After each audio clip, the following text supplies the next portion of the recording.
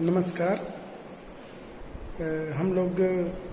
BEd second year के course 8 paper में हम लोग यूनिट 5th, जिसमें हम लोग इस बात को समझ चुके हैं कि फिलोसफिकल बेसिस ऑफ एजुकेशन क्या है और उसमें ईस्टर्न और वेस्टर्न थिंकर्स के बारे में हम लोगों को पढ़ना है। तो हमारे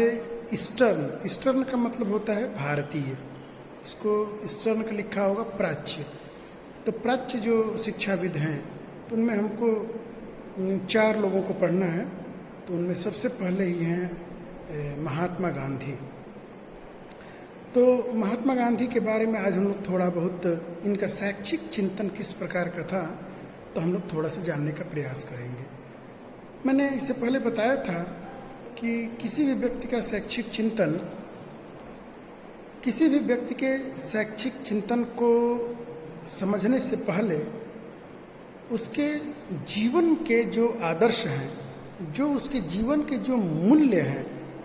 उसकी जीवन की जो विचारधारा है और उसका समाज के प्रति जो देखने का दृष्टिकोण है वह कैसा है,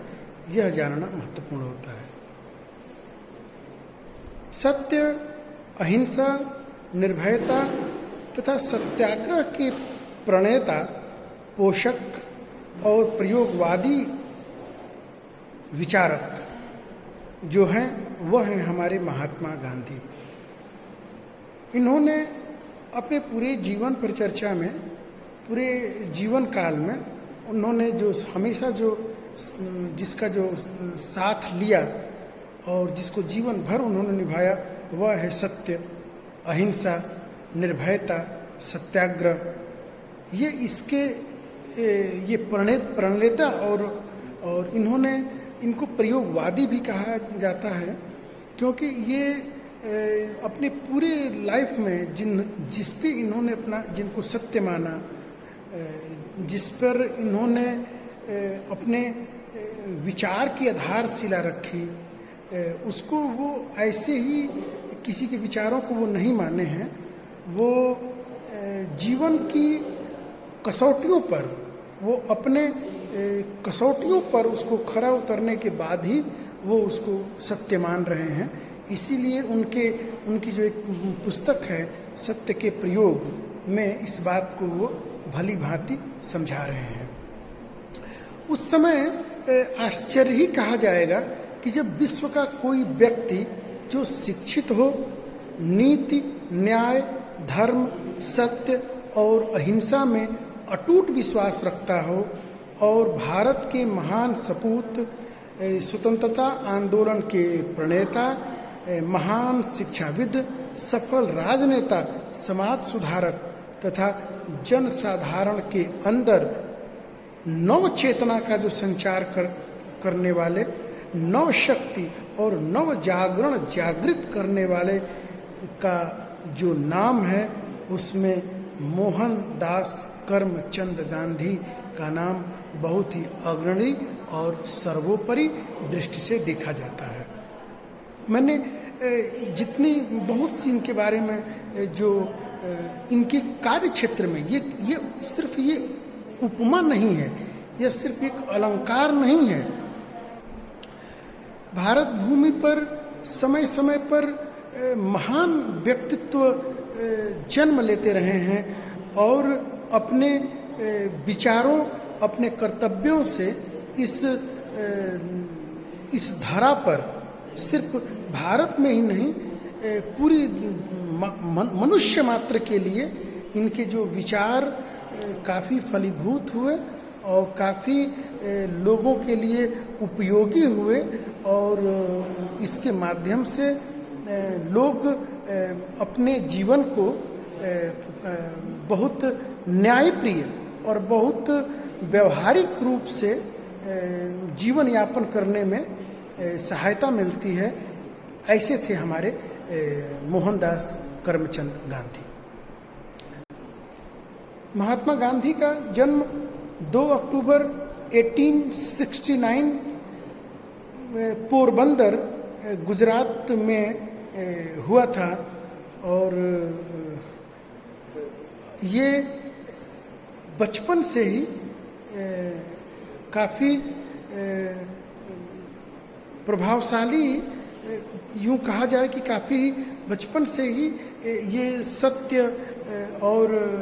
कहीं ना कहीं अहिंसा में इनका झुकाव था, इनका रुझान था, क्योंकि इनकी माताजी काफ़ी धार्मिक प्रवृत्ति की थी और इनके पिताजी भी ऐसे तो दीवान थे, लेकिन वो भी धर्मपरायण व्यक्ति थे। तो इनके जीवन पर कहीं ना कहीं उस पृष्ठभूमि का प्रभाव इनके व्यक्तित्व पर कहीं ना कहीं ज़्यादा पड़ा। मैं अभी पिछली बार जो वीडियो आप लोग उसमें जो अभी देखे हैं, मैंने बताया था कि जो व्यक्ति की जो पारिवारिक और उसकी सामाजिक जो पृष्ठभूमि होती है, उसी में उसके आइडियोलॉजी तय होते हैं, उसी में उसके विचार बनते हैं और वही विचार उसकी वही आइडियोलॉजी बनती है।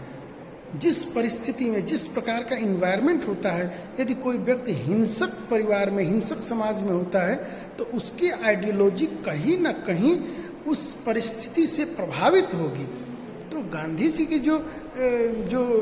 इनकी जो आइडियोलॉजी थी, तो इनकी आइडियोलॉजी में कहीं ना कहीं इनकी माताजी का जो धर्मपरायण होना, इनकी माताजी का कहीं ना कहीं जो ईश्वर के प्रति आस्था थी, इनकी माताजी का जो सत्य,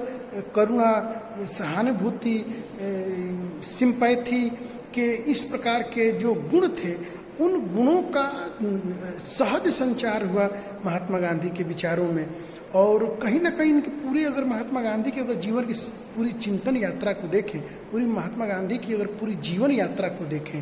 तो कहीं ना कहीं महात्मा गांधी जी में दया की बातें, कहीं ना कहीं प्रेम की बातें, कहीं ना कहीं वात्सल्य की बातें, और कहीं ना कहीं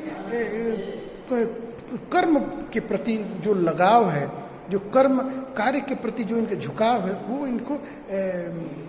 जेनेटिकली इनकी माताजी के जो गुण थे वहाँ से वो हस्तांतरित हुए। तो इस प्रकार के जो जिस पृष्ठभूमि में जो गांधी जी का जो जीवन तैयार हुआ, तो इनके जो जीवन के जो सिद्धांत बने, तो वो सिद्धांत वो अपने जीवन में 4 प्रकार के सिद्धांतों को इनके जीवन में दिखते हैं। और ये 4 सिद्धांत जानना बेहद जरूरी है कि गांधी जी के, क्योंकि जिस प्रकार के व्यक्ति के सिद्धांत होते हैं, उसी प्रकार के व्यक्ति के विचार होते हैं। तो गांधी जी के जो इनकी जो शिक्षा की जो इनका जो परिवर्तन हुआ, जो विचारों का, जो इनके जो सिद्धांत बने, वो कहीं ना कहीं वो जब ये इंग्लैंड जब ये वकालत के लिए गए, और वहाँ पर वो जो भेदभाव और जिस प्रकार के जो वहाँ की जो कुरीतियाँ जो उनको दिखी, जिस प्रकार का नस्लीय भेदभाव और अन्य प्रकार की जो मानवोचित नहीं कहा जाएगा, तो उसमें गांधी जी का काफ़ी उसमें विचार परिवर्तन हुए। और वहाँ पे उनके जीवन के मतलब संपूर्ण को मिला के मैं यूँ कहूँ कि जो भी इनके जो सिद्धांत बने, तो गांधी जी ने 4 सिद्धांत बने। एक सत्य, दूसरा अहिंसा, तीसरा निर्भयता और चौथा है सत्याग्रह। तो इनके जीवन के 4 सिद्धांत हैं। सत्य मतलब गांधी जी वो हमेशा सत्य का ही आग्रह लिए, सत्य का ही साथ दिए, और सत्य का ही जो भी उन्होंने अपने जीवन में झूठ बोलना, चोरी करना, अपरिग्रह, इस प्रकार के गुणों का, इस प्रकार के दोषों का उन्होंने सर्वथा त्याग किया और इसका विरोध भी किया। और जीवन में उन्होंने सत्य का हमेशा आग्रह लिया। और कहीं ना कहीं